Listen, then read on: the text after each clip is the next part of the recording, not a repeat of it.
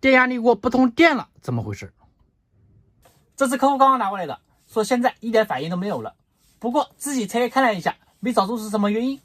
其实像这种情况很常见，我来告诉大家是什么坏了。直接来插电试一下。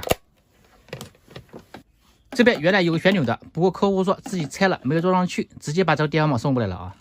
我们拧一下，你们听，可以听到里面有定时器在转动的声音。不过这边指示灯一点都不亮，没有任何反应。插头拔掉吧。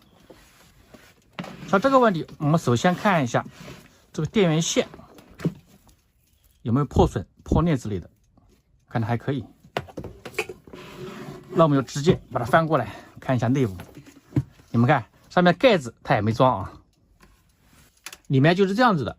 像这个就是个温控，这边也是个温控开关，这边这个是压力开关，这边是一个发热盘，这里有个温度保显示，这里面还有个定时器开关。其实像这种故障啊，一般的都是这个温度保显示损坏了而引起的，不管像电饭煲还是电压力锅等等，这个坏的特别多。所以说我们直接检查这个，用万瓦表封命档，插头这边有根线是直接连到这边来的，所以说我们一个表棒接这儿，一个表棒接插座这边，就是这根线。好像知道了啊，就是这个问题啊。万瓦表没有响声，那说明不导通，那有可能就是这个损坏了。万瓦表是好的，一下就找到原因了。这个故障非常常见。再来顺便测量一下其他的部件有没有损坏。这个温控开关好的，发热盘也有55，也是好的。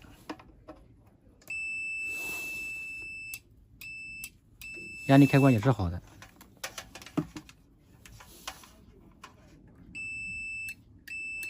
温控开关也是好的，那说明没问题啊，就是这个温度保显示损坏了，直接把它拿下来更换一个。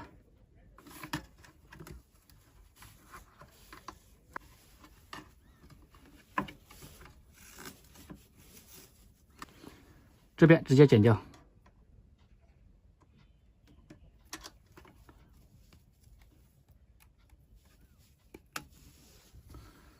就是这个零件，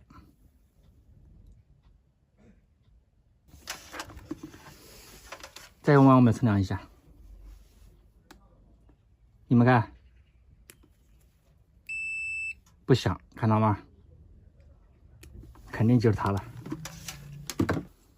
现在我们就拿这个给它换上去，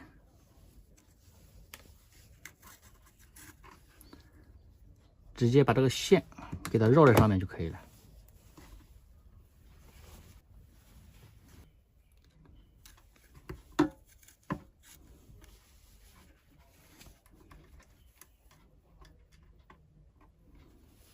这边也是，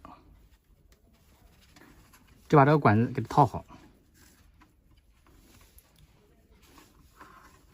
塞到这边来，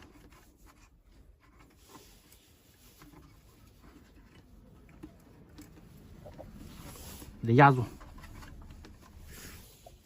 再用万瓦表来测量一下，可以了啊，有响声就行了。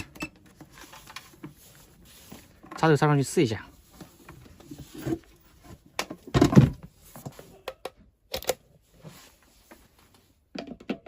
拧开关，你们看，现在这个加热灯就亮了，看到没有？那说明这个电压力锅就修好了，就这么简单。